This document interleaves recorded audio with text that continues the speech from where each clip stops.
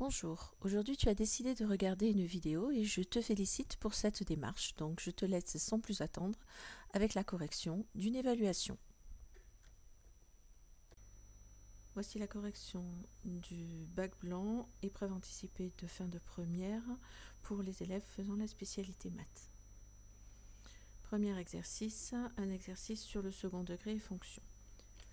La hauteur d'un plongeur en mètres repéré par rapport au niveau de l'eau est exprimée en fonction du temps écoulé t en secondes depuis le départ du plongeoir par, pour tout t appartenant à l'intervalle 0 plus l'infini, h de t égale moins 4t carré plus 4t plus 3.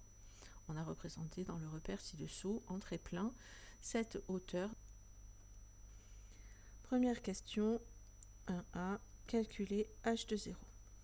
On a l'expression de la fonction h, donc je remplace t par 0, ça fait moins 4 fois 0 au carré, plus 4 fois 0, plus 3, ce qui fait 3.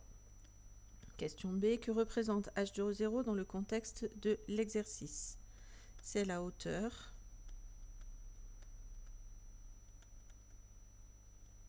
du plongeur au départ. Il se trouve à 3 mètres de haut à l'instant t égale 0 secondes. Question 2. Au bout de combien de temps alpha le plongeur arrive-t-il dans l'eau?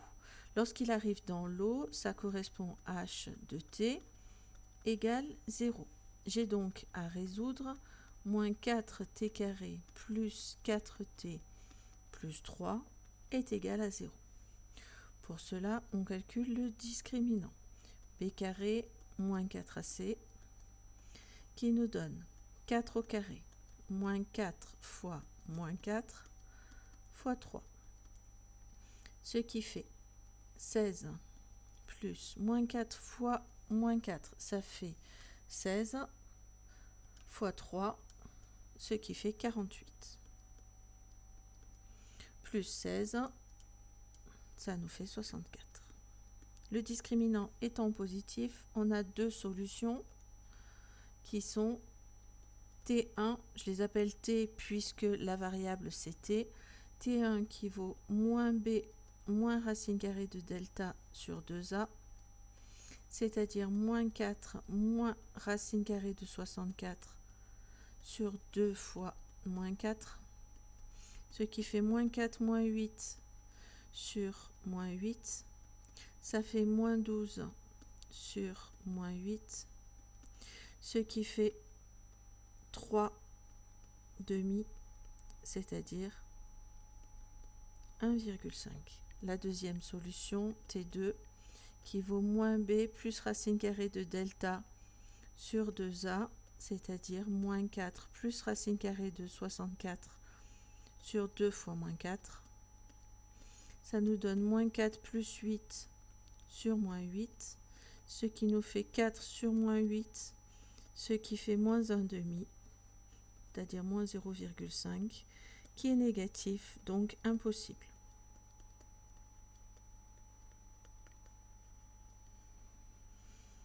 Donc,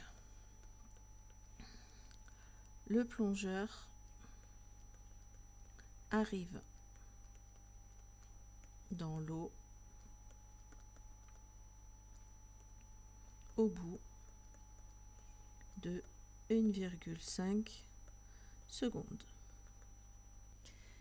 Question 3.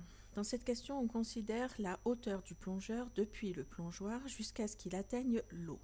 Combien de temps reste-t-il au-dessus de 2 mètres? Vous donnerez une valeur arrondie au millième près. On cherche ici la hauteur supérieure à 2 mètres, c'est-à-dire h de t, plus grand que 2. Ça revient à résoudre moins 4t carré plus 4t plus 3 plus grand que 2. Ça, c'est équivalent à moins 4t carré plus 4t plus 3 moins 2, ça fait plus 1, plus grand que 0. On a une inéquation du second degré à résoudre, donc on doit calculer le discriminant, chercher les racines éventuelles, puis faire le tableau de signes. Calculons le discriminant.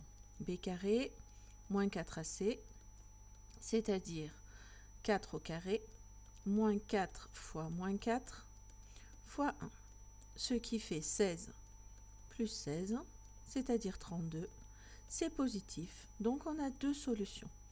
T1 qui vaut moins b moins racine carrée de delta sur 2a, c'est-à-dire moins 4 moins racine carrée de 32 sur 2 fois moins 4, ce qui fait moins 4 moins racine carrée de 32 sur moins 8, mais divisé par moins 8, ça revient à multiplier le dénominateur par un nombre négatif, donc ça fait plus, ça fait 4 plus racine carrée de 32 sur 8, que je peux séparer en deux, 4 huitièmes plus racine carrée de 32 sur 8, ce qui est égal, d'après l'aide de calcul, 4 sur 8 plus 4 racine carrée de 2 sur 8, ce qui fait 1 demi plus racine carrée de 2 sur 2. Deuxième solution, T2 qui vaut moins b plus racine carrée de delta sur 2a, c'est-à-dire moins 4 plus racine carrée de 32 sur 2 fois moins 4, ce qui fait moins 4 plus racine carrée de 32 sur moins 8.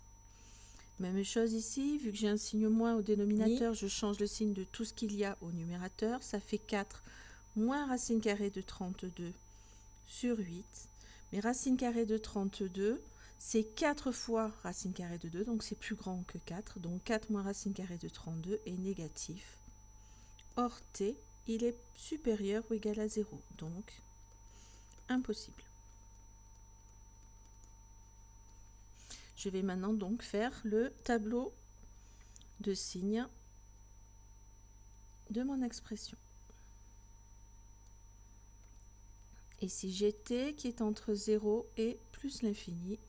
Et donc j'ai la valeur t1 qui vaut 1 demi plus racine carrée de 2 sur 2. Ici je vais mettre le signe de moins 4t carré plus 4t plus 1. J'ai donc deux racines, une qui est négative, l'autre qui est positive. Donc, vu que la valeur de a, c'est moins 4, le signe, c'est moins, plus, puis moins. Ici, j'ai un 0. Donc, vu que l'autre racine est avant le 0, ça veut dire que ici, j'ai un plus. Et ici, j'ai un moins. Moins 4t carré plus 4t plus 1 est plus grand que 0 pour t qui est entre 0 et 1 demi plus racine carrée de 2 sur 2. Donc voilà la solution de notre inéquation. On cherche à savoir combien de temps elle reste au-dessus de 2 mètres. Ben, elle reste au-dessus de 2 mètres, la valeur T1. T1 est égal à 1 demi plus racine carrée de 2 sur 2, c'est-à-dire 0,5 plus racine carrée de 2, on vous dit que c'est 1,414 divisé par 2. Donc ça fait 0,5 plus 0,707. Ça fait 1,207. Donc le plongeur reste environ 1,207 secondes au-dessus de 2 mètres. Représenter sur le graphique la tangente à la courbe de h au point d'abscisse 1. On admettra que la vitesse à l'instant t du plongeur est donnée par h' de t, le nombre dérivé de la fonction h en t. par la méthode de votre choix, donner sa vitesse instantanée à l'instant t égale 1 seconde, vous en préciserez l'unité. Donc je vais faire la méthode par graphique, puis la méthode par le calcul. Déjà, la première chose à voir, c'est ce que l'on cherche. On cherche en fait,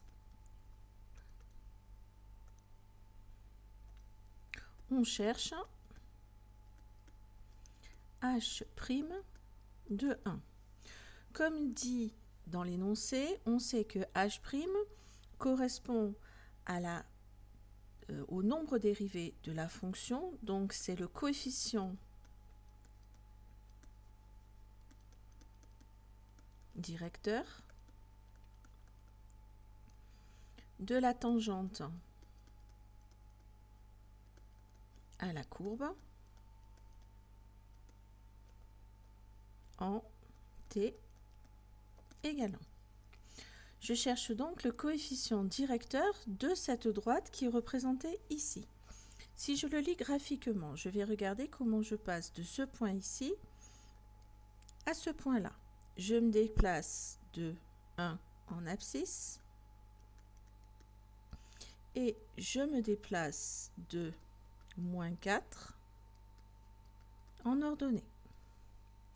Et donc, h' de 1 est égal à delta y sur delta x, c'est-à-dire moins 4 sur 1, ce qui vaut moins 4. Si je fais par le calcul, il faut que je calcule le taux d'accroissement de la fonction h entre 1 et 1 plus h. Donc h de 1 plus h moins h de 1. J'ai donc besoin de h de 1 plus h. Ça veut dire que tous les t, je les remplace par 1 plus h. Ça fait moins 4 facteur de 1 plus h au carré, plus 4 facteur de 1 plus h, plus 3. Je développe. J'ai une identité remarquable, ce qui fait 1 au carré, plus 2 fois 1 fois h, plus h au carré. Ici, je distribue le 4, ça fait 4 plus 4h et le plus 3 qui reste. Ce qui me donne, quand je développe, moins 4 fois 1 au carré, ça fait moins 4. Moins 4 fois 2 fois 1 fois h, ça fait moins 8h. Moins 4 fois h carré, moins 4h carré. 4 plus 3, ça fait 7, plus 4h. Je réduis, ça fait moins 4h carré. Moins 8h plus 4h, ça fait moins 4h. Moins 4 plus 7, ça fait plus 3. J'ai besoin maintenant de h de 1.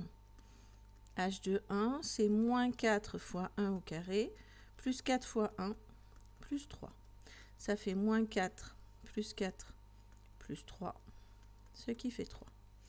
Le taux d'accroissement est donc égal à h de 1 plus h, donc moins 4h carré, moins 4h plus 3, moins h de 1 qui vaut 3 sur h. Ce qui fait plus 3 moins 3, ça s'annule, ça fait moins 4h carré, moins 4h sur h. Si je factorise au numérateur par h, ça fait moins 4h moins 4 sur h. Je peux donc simplifier les h et ça me donne moins 4h moins 4.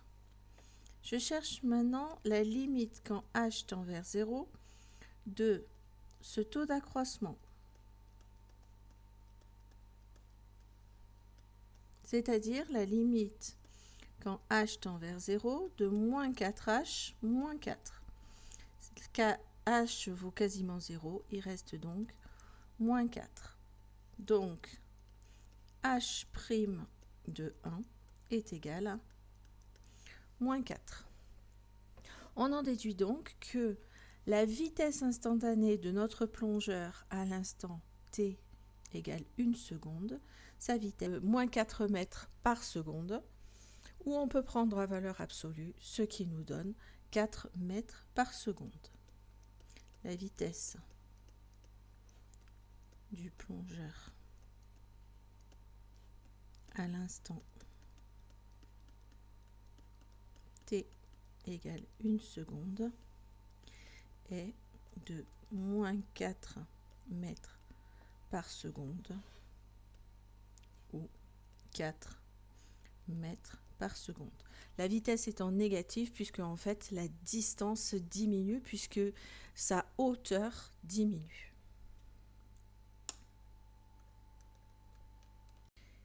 Exercice 2. Un exercice de probabilité. Une plateforme de streaming souhaite analyser le comportement de ses abonnés concernant l'utilisation d'une nouvelle fonctionnalité de lecture hors ligne. On dispose des données suivantes. 70% des abonnés utilisent principalement un smartphone.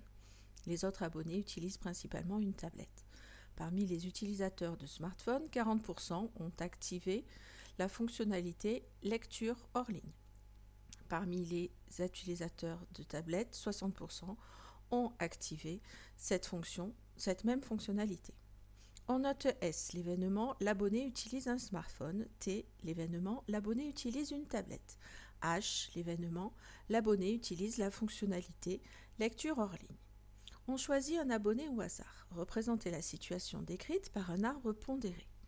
La première chose qui est considérée ici, c'est savoir quel est le moyen des abonnés pour regarder sur cette plateforme de streaming. Donc, la première chose à faire, c'est commencer en disant soit ils utilisent un smartphone, soit ils utilisent une tablette.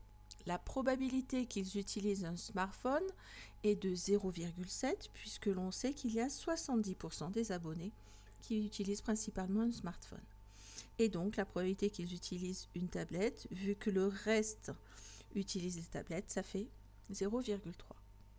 Ensuite, sachant le moyen utilisé, on cherche à savoir s'ils utilisent le mode lecture hors ligne. Donc soit ils utilisent le mode, soit pas. Donc j'ai H et H bar. Même chose en partant de la tablette. J'ai H ou H bar. La probabilité qu'il utilise le mode hors ligne, sachant qu'ils utilisent un smartphone, elle est de 40%. Donc 0,4 ici, donc 0,6 pour celui-là. S'ils utilisent la tablette, on sait qu'ils utilisent le mode hors ligne dans 60% des cas. Donc 0,6 ici et 0,4 là. Passons à la question 2. Calculez la probabilité que l'abonné utilise un smartphone et ait activé la lecture hors ligne. Dans cette question, on cherche P de S inter H. P de S inter H, c'est égal à P de S fois P de H, sachant S. C'est donc égal à 0,7 fois 0,4, ce qui fait 0,28. Donc, la probabilité que l'abonné utilise un smartphone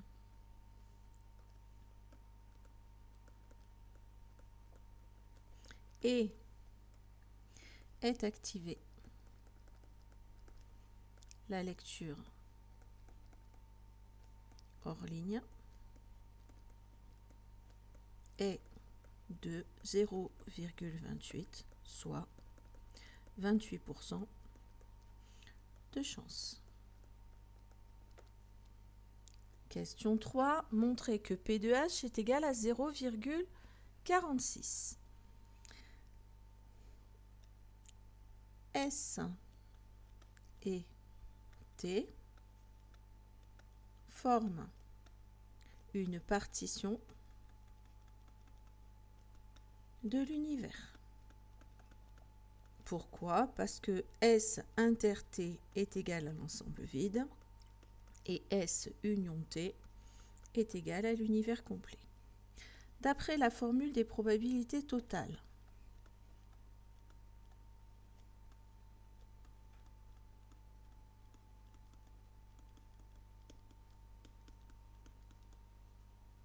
on a P de H qui est égal à P de S inter H plus P de T inter H. P de S inter H, on l'a déjà calculé. Donc, ça fait 0,28. P de T inter H, c'est P de T fois P de H, sachant T. Ce qui fait 0,28 plus 0,3 fois 0,6. Ça fait 0,28 plus 0,18, ce qui fait 0,46. C'était bien la valeur qui était annoncée. Question 4. Montrer que la probabilité que l'abonné utilise principalement une tablette, sachant qu'il n'a pas activé la lecture hors ligne, est de 2/9. Ici, ce que l'on cherche, c'est la probabilité qu'il utilise sa tablette, sachant qu'il n'a pas activé le Morley. Donc, c'est sachant H bar. D'après la formule, on sait que c'est P de T inter H bar sur P de H bar. P de T inter H bar, c'est égal à P de T fois P de H bar, sachant T, sur P de H bar, c'est 1 moins P de H.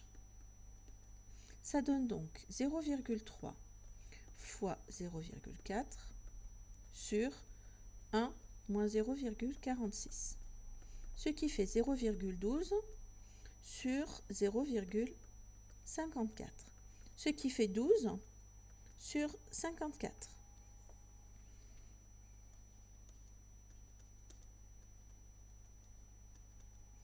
« 12 sur 54, c'est divisible par 2, ça fait 6 sur 27. 6 et 27 sont dans la table de 3 tous les deux. Si je divise le numérateur et le dénominateur par 3, ça fait 2 sur 9. Et donc, on a bien montré que la probabilité que l'abonné utilise principalement une tablette, sachant qu'il n'a pas activé la lecture hors ligne, elle est bien de 2/9. Question 5. Les événements S et H sont-ils indépendants? On a deux manières de le faire ici. Soit on va montrer que la première méthode, c'est montrer que P de S inter H est égal à P de S fois P de H, ou différent.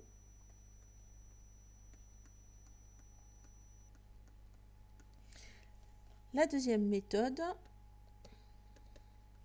il s'agit de comparer P de H et P de H sachant S. P de H sachant l'eau, elle est donnée dans l'arbre et aussi dans le texte, elle vaut 0,4. P de H, on l'a calculé, elle vaut 0,46. Vu que P de H est différent de P de H sachant S, S et H ne sont pas indépendants.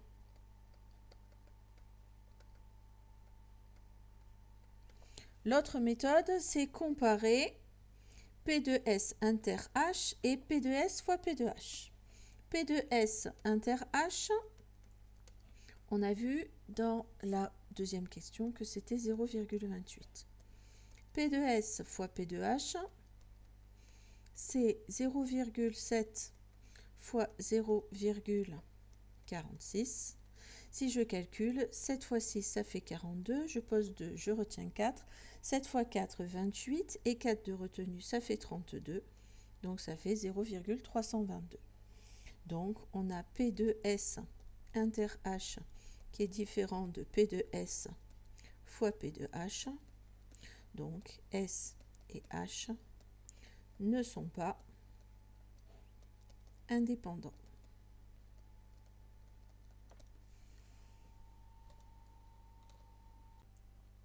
Exercice 3.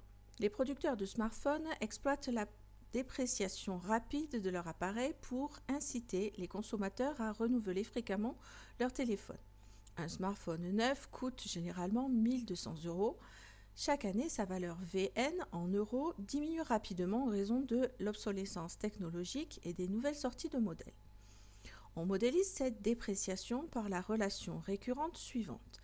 Vn plus 1 égale 300 Vn sur Vn plus 300. On donne V0 égale 1200, V1 égale 240, V2 égale 400 tiers et V3 égale 1213e.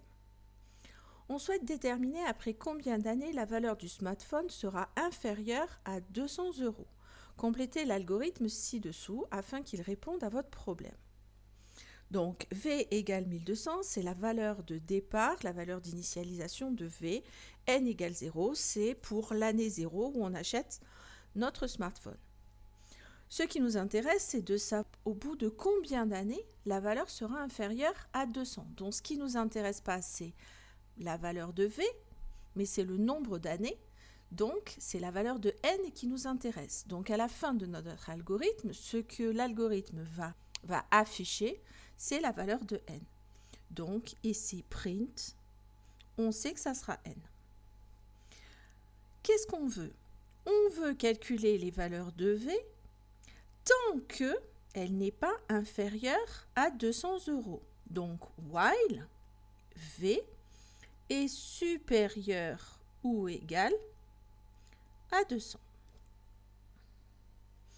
N est égal à N plus 1. Pourquoi? Tout simplement parce qu'on augmente la valeur de N d'une année à chaque fois pour dire que le téléphone a pris une année. Et la valeur de V, comment on la calcule? On la calcule avec la relation des récurrences qui nous donne 300 fois V que divise V plus 300.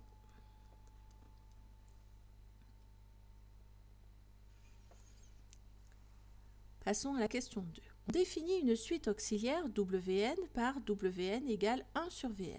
Donnez les valeurs exactes de W0, W1, W2 et W3. W0, c'est 1 sur V0, c'est-à-dire 1 sur 1200. Voilà sa valeur exacte.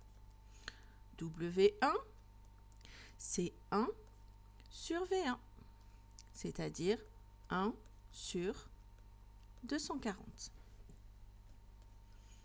W2, c'est 1 sur V2, c'est-à-dire 1 sur 400 tiers. Mais 1 que divise 400 tiers, c'est 1 que multiplie l'inverse de 400 tiers, c'est-à-dire 3 sur 400, ce qui fait 3 sur 400. W3, c'est 1 sur V3, c'est-à-dire 1 sur 1213e. Pour la même raison, ça fait 1 fois 13 sur 1200, c'est-à-dire 13 sur 1200. Question B. Démontrer que Wn plus 1 est égal à 1 sur Vn plus 1 sur 300. Wn plus 1, c'est égal à 1 sur Vn plus 1. Mais 1 sur Vn plus 1, on sait que c'est égal à 1 sur 300 Vn sur Vn plus 300. Ça revient à faire 1 fois l'inverse de 300 Vn sur Vn plus 300, c'est-à-dire Vn plus 300 sur 300 Vn,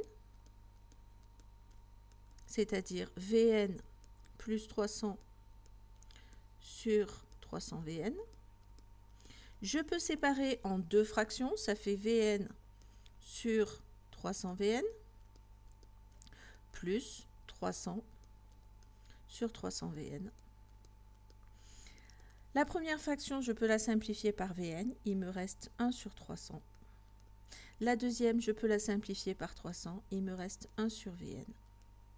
Et donc, j'ai bien Wn plus 1 qui est égal à 1 sur Vn plus 1 sur 300, comme c'était annoncé.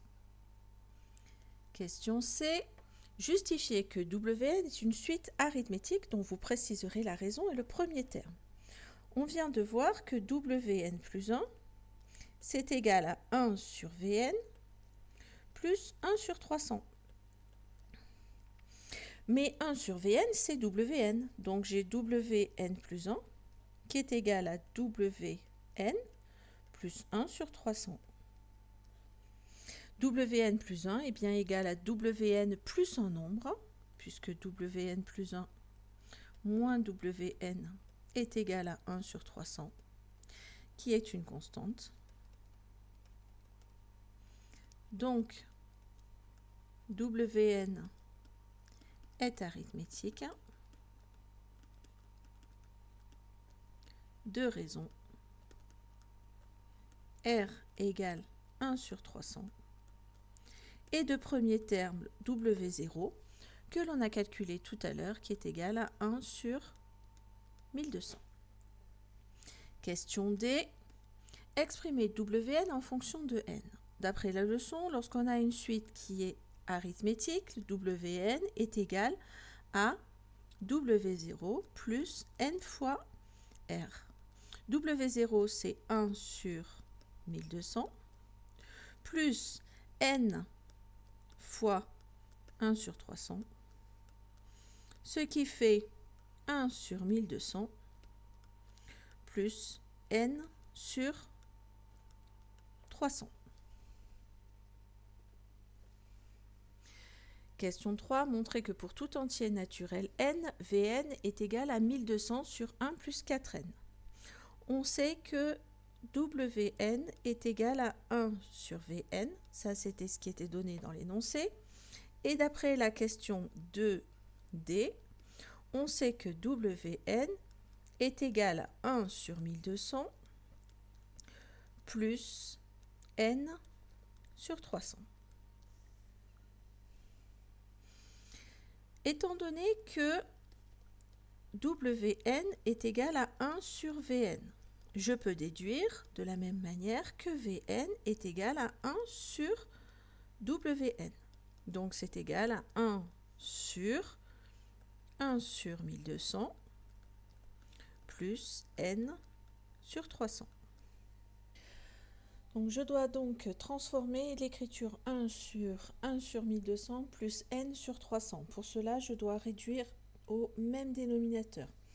1200 et 300 sont dans la même table de multiplication. Donc 1200 va être le dénominateur commun. Donc cette fraction-là ne change pas. Et pour passer de 300 à 1200, je vais multiplier par 4. Et donc je vais multiplier par 4 aussi le numérateur. J'obtiens donc 1 sur, étant donné que là je vais avoir 1200, je vais pouvoir calculer, ça fait 4n sur 1200, et donc j'ai Wn qui est égal à 1 sur 1 plus 4n sur 1200. 1 sur 1 plus 4n sur 1200, c'est 1 que multiplie l'inverse de la fraction. Donc ça fait 1 fois 1200 sur 1 plus 4n. Ce qui fait 1200 sur 1 plus 4n. Question 4. Déterminer à partir de combien d'années la valeur du smartphone sera inférieure à 200 €. On savait dès le départ que V0 était égal à 1200, V1 est égal à 240, V2 était égal à 400 sur 3 et V3 était égal à 1200 sur 13. V0 est plus grand que 200, V1 est plus grand que 200 aussi, V2 c'est 400 sur 30, c'est-à-dire 300 sur 3 plus 100 sur 3, c'est-à-dire 100 plus 33 à peu près. Donc ça fait à peu près 133. C'est plus petit que 200. Donc au bout de 2 ans, le smartphone coûte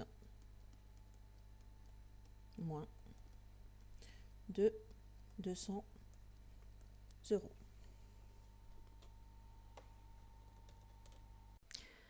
Cette vidéo est terminée. Je te félicite pour être allé jusqu'au bout. J'espère qu'elle t'aura permis de corriger des erreurs que tu faisais ou des choses que tu n'avais pas compris. Maintenant, il s'agit de la reprendre un petit peu plus tranquillement, je pense, pour être certain d'avoir parfaitement compris. Tu trouveras en commentaire un lien vers le sujet. Et si tu en as envie, tu peux me laisser un petit commentaire pour me dire ce que tu as pensé de cette vidéo. Merci, à bientôt.